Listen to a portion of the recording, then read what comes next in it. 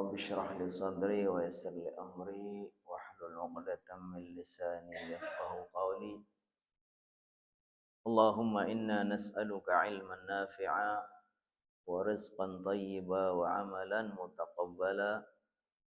Allahumma 'allimna ma yanfa'una wanfa'na bima 'allamtana. Amin amin ya rabbal alamin.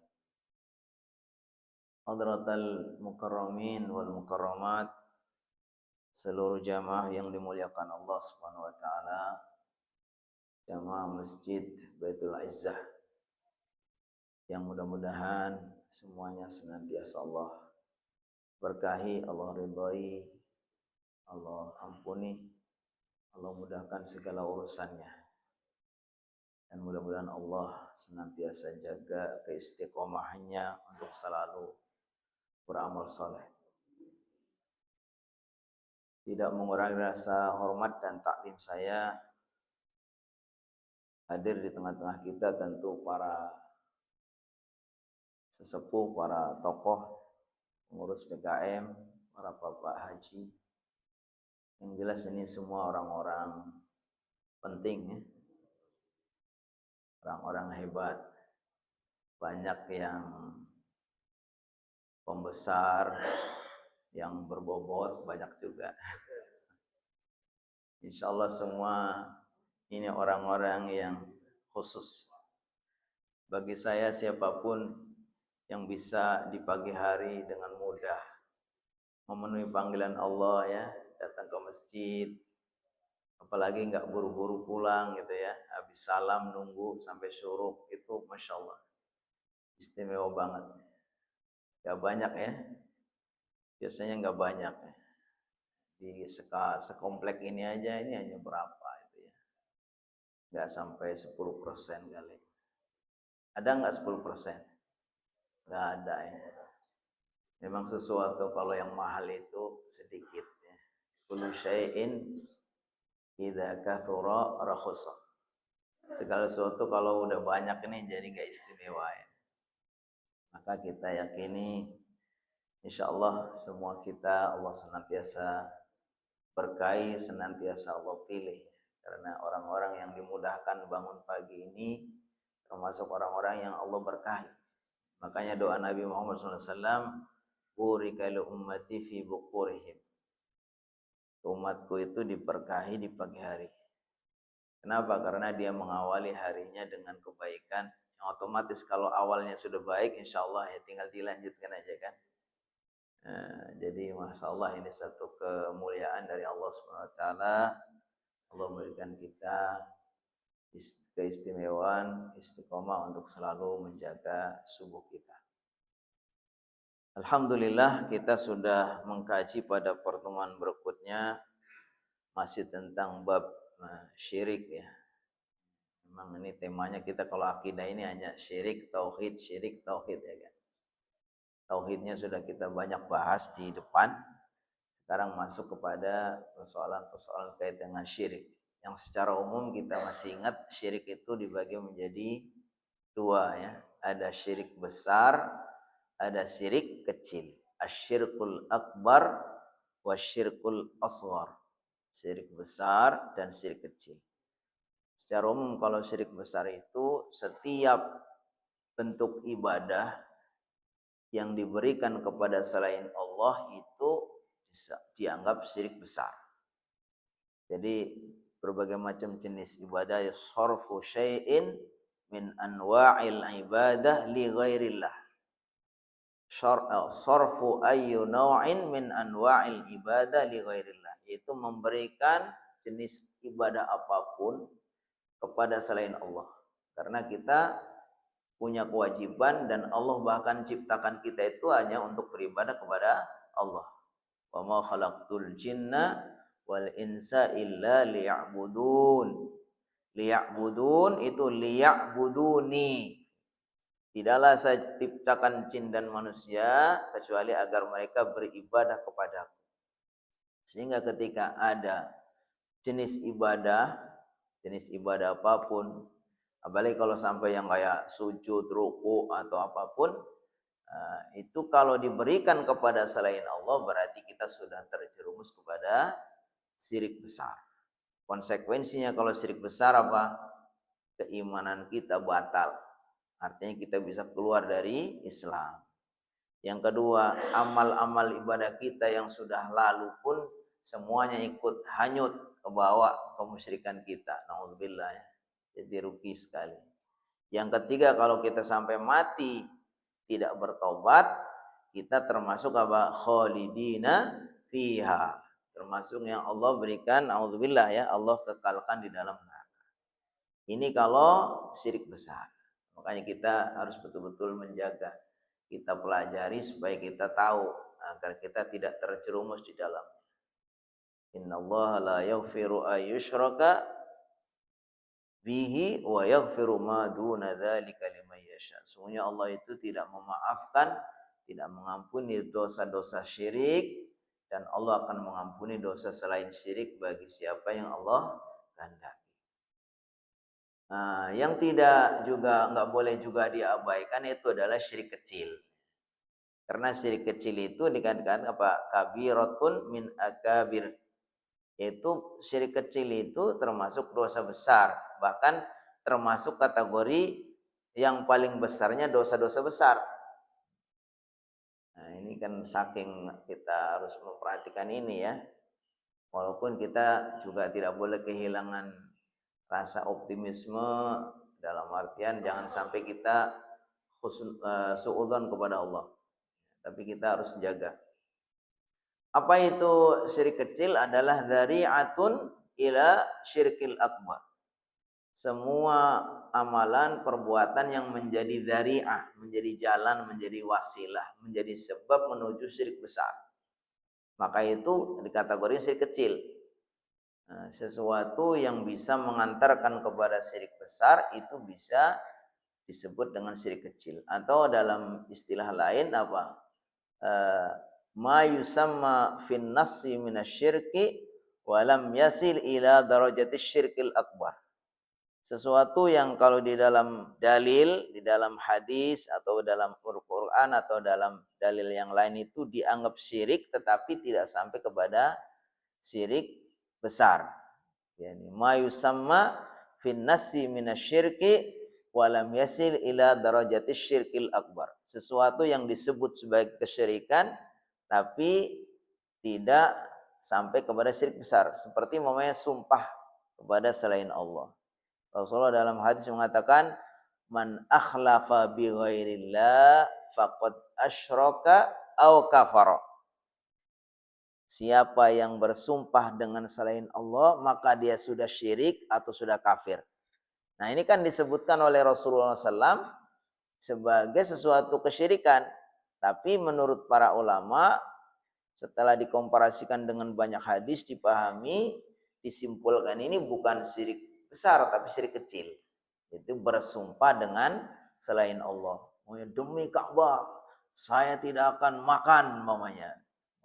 Terus dia bersumpah dengan selain Allah kan termasuk Ka'bah itu kan sesuatu yang hebat, yang luar biasa. Tapi tetap saja itu dianggap syirik. Demi Muhammad, demi Nabi Muhammad, itu juga termasuk kategori syirik kecil. Kata Rasulullah SAW, man kana halifan falyahlif billah aw liyasmut. Siapa yang mau bersumpah maka sumpahlah dengan nama Allah. Atau kalau enggak ya sudah lebih bagus tidak sumpah. Jadi bersumpah dengan selain Allah itu kategori syirik. Termasuk yang sudah kita singgung juga sebelumnya apa? Riya. Riya itu pamer, itu dikategorikan syirik, tapi syirik kecil. Makanya kata Rasulullah SAW, inna akhfafa ma akhafu ala ummati asyirkul asghar. Sesungguhnya yang paling saya khawatirkan menimpa umatku adalah syirik kecil. Lalu para sahabat bertanya, wa ma huwa syirkul asghar ya Rasulullah? Apa yang dimaksud syirik kecil? Kata beliau, ar-riya, yaitu pamer. Atau ada ucapan-ucapan tertentu, ucapan-ucapan yang mengandung kesyirikan. Seperti namanya, kalau saya tidak ditolong sama dokter, saya mati. ini bisa mengandung kesyirikan. Kalau saya nggak ditolong dokter kemarin saya tuh udah mati. Nah, kan? Karena di situ ada mengandung apa? Mengandung ungkapan di mana dia merasa bahwa yang menghidupkan, yang menyelamatkan itu adalah dokter. Kalau tadi malam saya apa? Tidak ada apa? Security, wah ini rumah saya sudah kecurian umpamanya. Ini kata-kata ini bisa mengandung kesyirikan. Termasuk di dalamnya adalah tatoyur. Tatoyur itu ya, tatoyur itu kalau dari kata-kata toir artinya burung. Yaitu orang mengande-ande, tiba-tiba ada suara burung gagak, wah ini bahaya ini kita. Oh, atau ada apa gitu kan? Di rumah ada eh, bunyi teko dihitung. Heko. Baik. Teko, buruk. Pas kita berapa buruk terus mati terus nggak bunyi lagi. Wah, celaka kita umpamanya. Ya itu termasuk.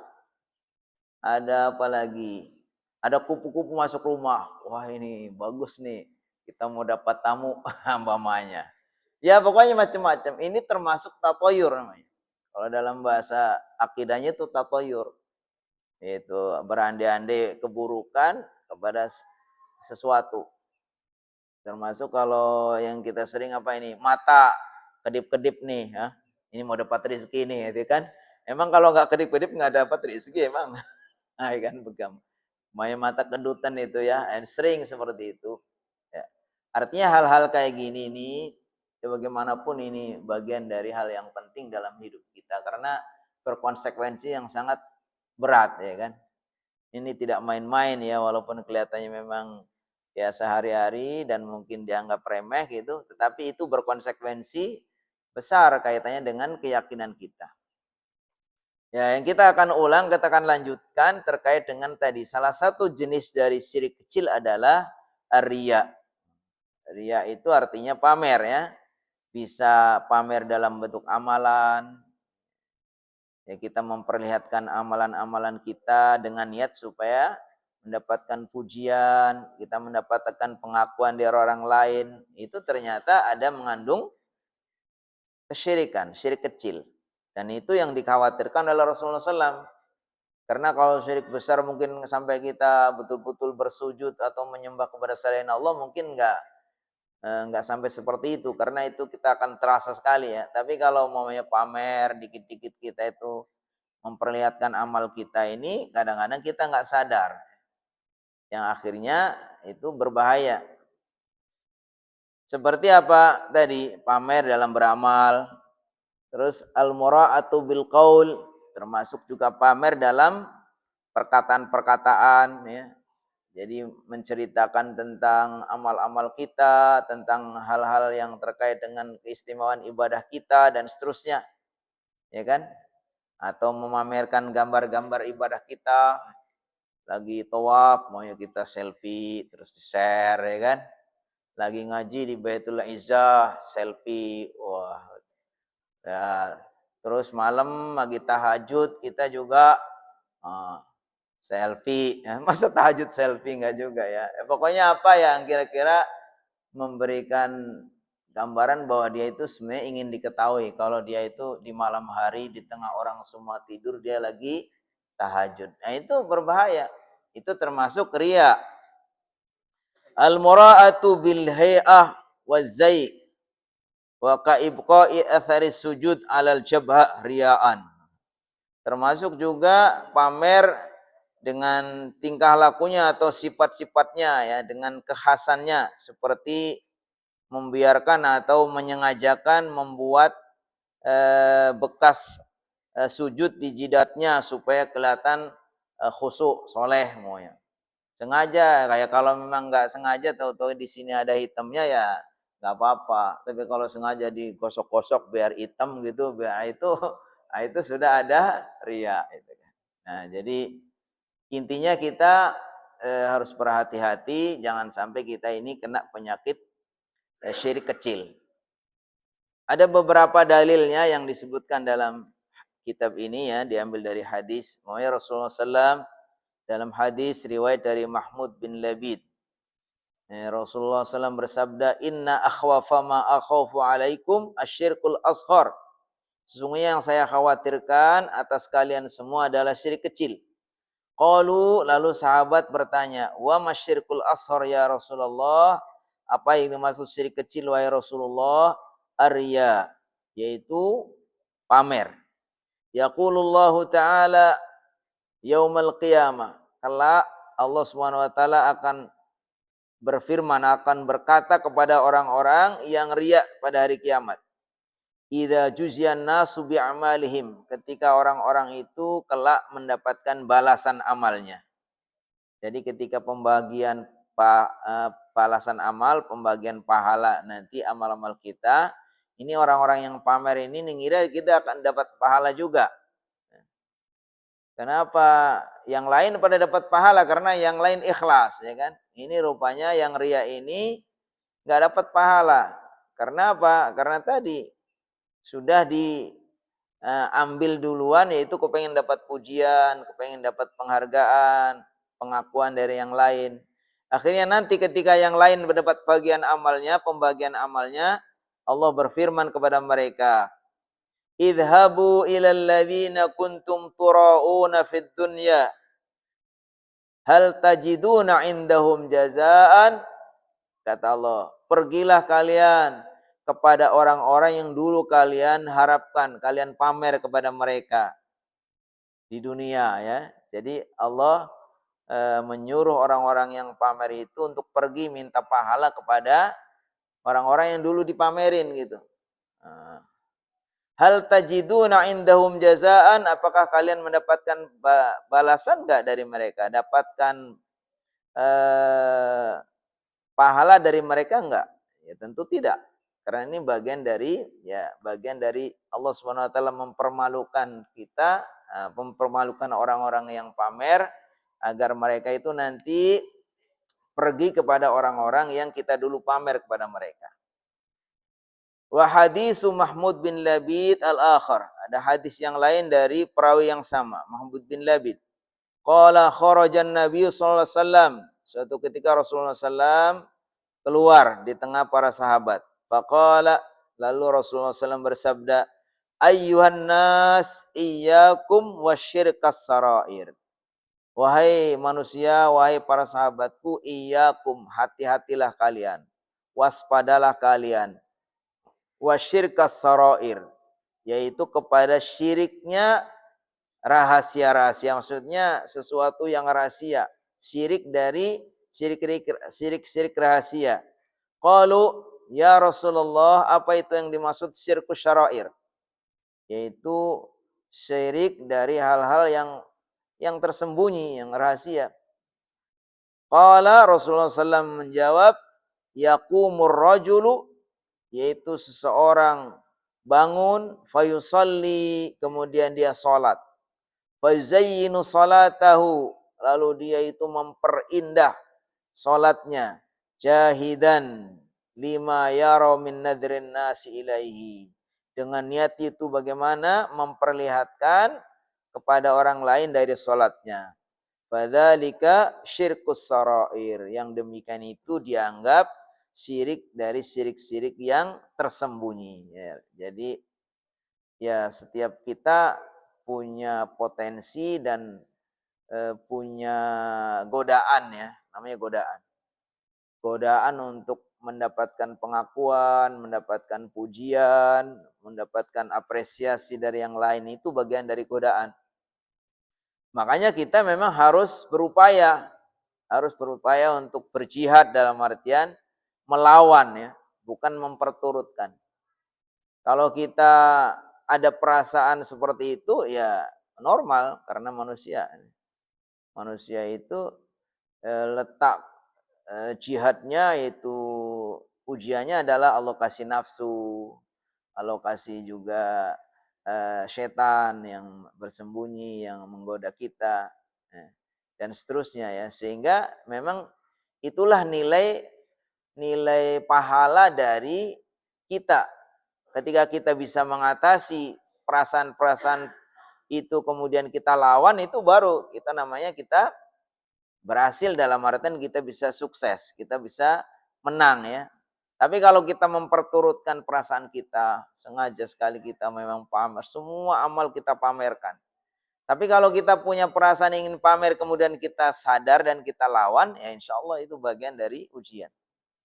Sehingga kita tetap aja ya, tetap bisa selamat, bisa Allah amal kita bisa diterima ketika kita sadari bahwa ini adalah ujian dari Allah Subhanahu wa taala, yaitu bagaimana melawan keinginan nafsu kita untuk dapat pujian, dapat pengakuan, apresiasi dari yang lain.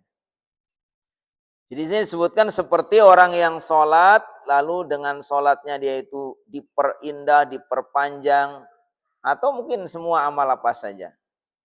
Nah, tapi kalau dia memperindah, memperpanjang, melakukan yang terbaik, tidak niat untuk riya, justru ingin memberikan kepada Allah Subhanahu wa taala yang sebaik-baiknya, ya itu beda lagi. Dan kita kita sebagai sesama muslim, kita juga memang harus apa? Harus selalu husnudzon. Jangan sampai dia naudzubillah, dia sudah riya, kemudian malahan kita timpali dengan kita bersuudzon, kita menuduh orang lain riya. Jangan ya. Jadi kita tetap aja berpikir insyaallah ini orang itu kita anggap sebagai orang yang betul-betul ikhlas. Tidak usah kita merasa menuduh dia sampai sebagai orang yang berbuat syirik. Wa hadisu Abi Hurairah fi thalathatil ladzina hum awwala man tusa'aru bihim an-nar yaumal qiyamah. Tusa'aru bihim an-naru yaumal qiyamah. Wa hum rajulun qatala fil jihad hatta qutil liyuqala jari, wa rajulun ta'allama al-ilma wa 'allamahu aw qara'a al-Qur'an liyuqala annahu alim aw qari, wa rajulun tasaddaqa liyuqala jawad. Ini ada hadis yang lain, sumbernya dari Abu Hurairah, diriwayatkan oleh Imam Muslim. Itu tentang bagaimana bahaya riya ya. Disebutkan di sini ada 3 orang yang mereka semua sangat istimewa, melakukan amalan-amalan yang dianggap luar biasa. Yang pertama Pak, rajulun qatala fil jihad, yaitu seseorang yang pergi berperang untuk berjihad. Mana yang tidak akan menganggap bahwa ini amalan sangat luar biasa. Orang pergi berjihad dan dia berjihad sampai mati. Tapi ternyata dalam hatinya liyuqala annahu jari. Tapi ternyata dalam hatinya tersembunyi niat yang tidak baik. Yaitu dia berjihad itu niatnya supaya dibilang sebagai pahlawan, sebagai pejuang, sebagai pemberani gitu kan. Tidak niat untuk Allah Subhanahu wa taala. Ini termasuk ini yang kategorikan berbahaya sekali. Wa rajulun ta'allama al-ilma wa 'allamahu aw qara'a al-Qur'an liyuqala annahu 'alim aw qari. Seseorang yang mempelajari agama atau mempelajari ilmu lalu dia mengajarkannya atau dia membaca Al-Qur'an, tapi ternyata naudzubillah di balik itu ternyata tersembunyi niat untuk riya. Supaya dibilang sebagai ulama, sebagai orang yang hebat dan seterusnya. Nah, ini termasuk juga yang sangat rugi nanti ya. Wa rajulun tasaddaqa liyuqala annahu jawad. Seseorang yang bersedekah tapi dengan niatan supaya dia dibilang sebagai dermawan. Ini disebutkan dalam hadis Abu Hurairah itu orang yang pertama kali nanti akan diseret dimasukkan ke dalam neraka. Kenapa? Ya ini penyakitnya penyakit riya. Jadi naudzubillah, ini kita memang harus betul-betul bisa menjaga syirik kecil ini ya. Sampai dikatakan ini adalah contoh-contoh 3 orang yang melakukan amalan-amalan yang sangat luar biasa, harusnya itu pahala yang sangat besar. Berjihad, terus belajar ilmu agama sebagai pembaca Al-Quran, sebagai seorang alim. Yang kedua bersedekah. Ini kan amalan-amalan yang sangat luar biasa. Tapi gara-gara kena syirik kecil, gara-gara kena penyakit riya, maka ini justru berakibat sebaliknya. dia justru akan menjadi orang-orang yang pertama kali akan diseret masuk ke dalam neraka. Orang yang berjihad dipanggil, ya fulan, dulu kamu gagah, terus pemberani, kamu mati dalam medan laga perjuangan. Apa yang kamu lakukan dengan itu? Apa niat kamu seperti itu? Dia bilang, saya lakukan semua ini demi Allah, untuk mencari ridho Allah, kata dia. Tapi Allah Maha tahu dengan niatnya. Lalu dia dikatakan, bohong kamu. Bukankah dulu kamu berjihad, berjuang supaya kamu dibilang sebagai pemberani. Terus malaikat suruh ngambil dia, lemparkan ke dalam neraka. Berikutnya, panggillah seorang ustadz. Maju dia, ustadznya udah alim, pandai baca Quran. Panggil, wahai fulan, dulu kamu pinter, suaramu bagus, ini kamu, mana-mana kamu berdakwah. Bagaimana kamu dulu niatnya? Kata dia, saya lakukan semua ini untuk mencari ridhamu ya Allah. Bohong kamu. Bukankah kamu dulu melakukan semua itu supaya kamu dibilang sebagai qori, sebagai orang alim.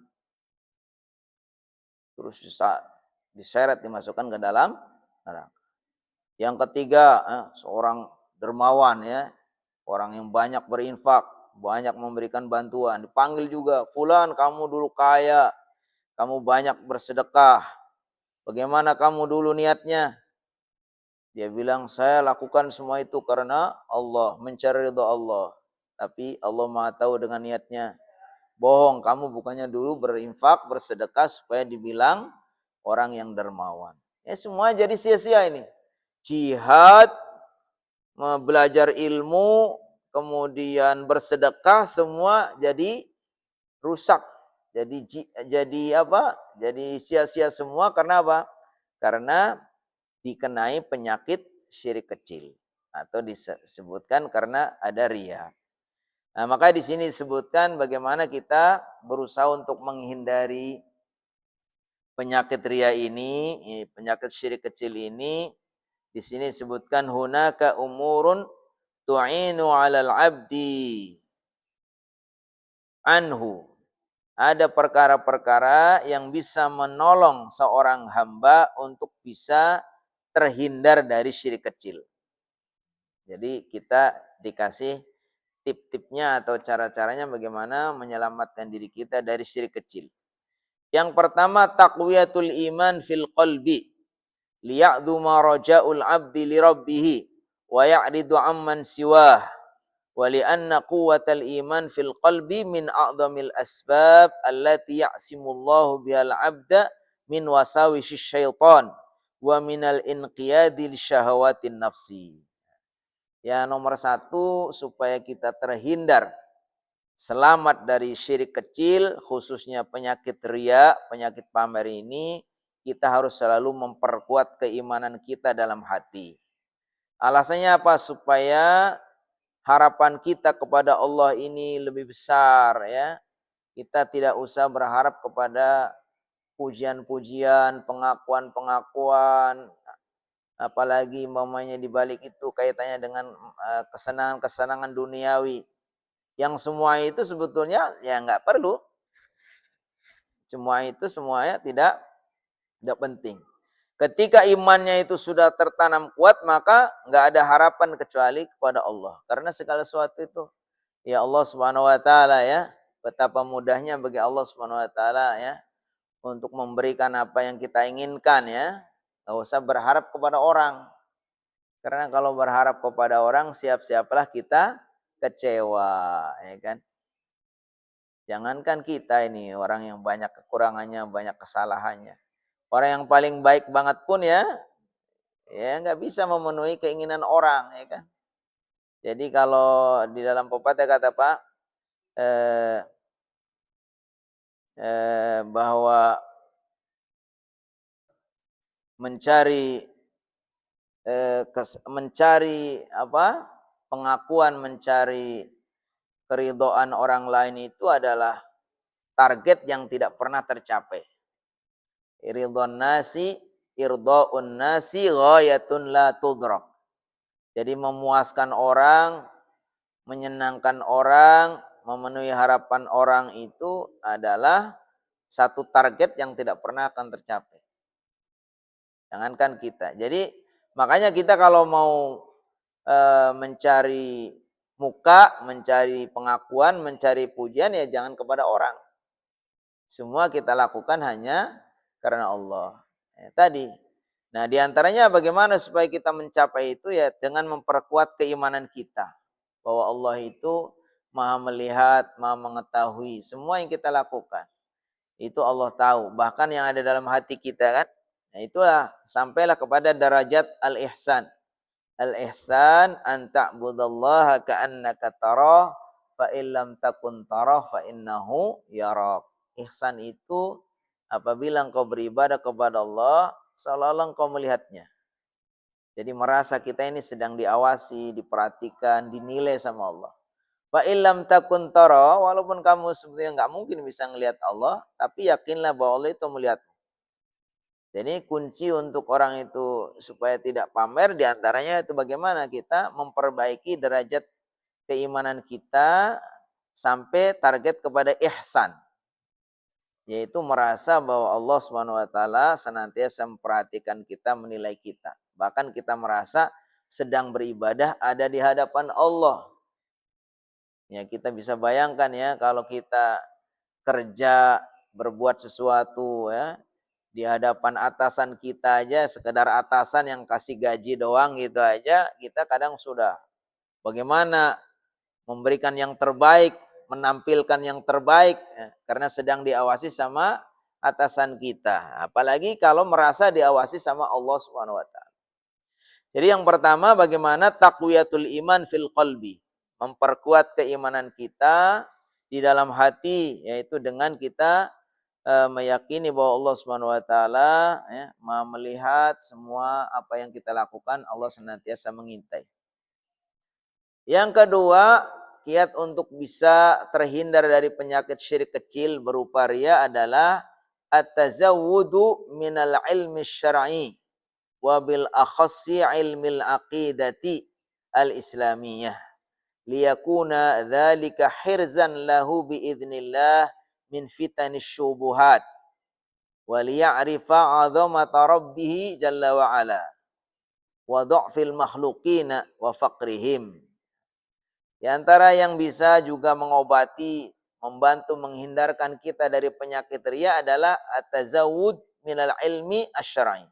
Berbekal diri, menambah ilmu syariat. Ya, belajar. Makanya kalau dalam hadisnya katakan apa? Belajar ini adalah pembuka pintu-pintu kebaikan. Nah, jadi kalau orang ingin dibukakan pintu-pintu kebaikan, maka jangan pernah berhenti belajar. Maksudnya belajar agama. Makanya kata Rasulullah SAW riwayat hadis dari Muawiyah bin Abi Sufyan, Rasulullah bersabda, "Man yuridillahu bi khairan yufaqihu fid din." Siapa yang Allah kehendaki kebaikan kepadanya, Allah tanamkan kepadanya pemahaman kepada agama. Ya, salah satu cara untuk kita paham agama ya at-tazawwud minal ilmi syar'i, yaitu berbekal diri. Belajar tidak pernah berhenti untuk terus nambah ilmu agama. Wabil akhassi ilmil aqidatil islamiyah. Di antara yang lebih khusus juga ilmu akidah. Karena supaya kita tahu bisa membedakan ini syirik, ini enggak, ini dan seterusnya ya. Penyakit-penyakit syirik itu apa saja. Liyakuna dzalika hirzan, agar semua itu ilmu syariat itu menjadi perisai baginya dengan izin Allah dari fitnah syubhat. Karena di antara yang bisa menjerumuskan kita adalah syubhat. Syubhat itu adalah berbagai macam kekaburan, ketidaktahuan, kebodohan tentang agama ini, hukum-hukum. Orang menganggap ini sebetulnya tidak apa-apa dan itu biasa dilakukan. Padahal itu berbahaya sekali. Mulai kayak di kampung-kampung masih suka masang-masang sajen atau berbagai macam ya tradisi-tradisi yang mengandung kesyirikan ya kan. Nah itu ya kalau kita nggak belajar ya nggak akan hilang itu. Tradisi-tradisi itu akan selalu kita lestarikan ya kan. Tapi dengan kita paham agama ini, oh ternyata ini nggak usahlah kita ganti dengan yang lebih Islami. Makanya kalau di kampung saya itu ada tradisi mamanya 7 bulanan. Nanti di 7 bulanan itu nyari-nyari, ada nyari belut, ada nyari kelapa ini, kelapa gading yang itu kan. Terus mak-maknya itu dimandiin. Habis itu ya masih kayak gitu. Kenapa? Karena ya itu kan tradisi dia pikir. Mungkin kita sekarang kita mau tetap ada dalam artian tidak menyalahi syariat, atau kita bisa pahami ya, kita kalau saat 4 bulanan kita baca doa. Karena Rasulullah SAW itu bersabda dalam hadis ya kan, yujma'u yujma'u inna ahadakum yujma'u khalqu fi batni ummihi arba'ina yauman nutfah summa yakunu mislu dzalika summa yakunu 'alaqah misla dzalika summa yakunu mudghah misla dzalika summa yursalu ilaihil malak fayu'maru binafhir ruh wa qatbi arba'ati kalimat. Jadi kalau dalam hadis itu setiap kita ini Allah ciptakan melalui proses dalam perut ini 40 hari pertama dalam bentuk nutfah. Kemudian nanti setelah 40 hari berubah menjadi bentuk alaqah. Alaqah itu segumpal darah yang sudah menempel di dinding rahim. Kemudian 40 hari kemudian menjadi mudghah, itu menjadi segumpal daging, ya kan? Jadi ketika umur bayi ini, umur janin 140 hari, Allah utus malaikat. Lalu disuruh melakukan 2 hal. Yang pertama disuruh meniupkan ruh. Yang kedua disuruh menulis 4 hal. Bikat fi rizqihi wa ajalihi wa amalihi wa syaqiyun aw sa'idun. Disuruh menulis rizkinya, ajalnya, amalnya, terus nasibnya. Apa celaka atau bahagia. Nah, kita pahami ketika ini ternyata dalam Islam itu kan 120 hari kan sama dengan 4 bulan. Mungkin kalau di kampung 4 bulanan, ya kenapa kalau kita mau tetap ya kita baca doa saja. Kita baca doa supaya Allah tetapkan nih, Allah utus malaikat kepadanya dengan menulis apa tadi? Menulis yang baik-baik tentang rezekinya dengan itu bagian. Ya menurut saya ini tinggal disesuaikan dalam artian jangan sampai kita terjerumus kepada kesyirikan. Nah, jadi menambahkan ilmu syariat itu akan menjadi menolong kita terbebas dari perbuatan syirik kecil. Yang ketiga, al-iktsaru minal iltija ilallah wa du'aihi annahu yu'idhuhu min syirki nafsihi wa min sururi syaitan wa sawaisihi. Yang ketiga, memperbanyak diri untuk kembali kepada Allah dengan banyak berdoa dan minta perlindungan dari syirik.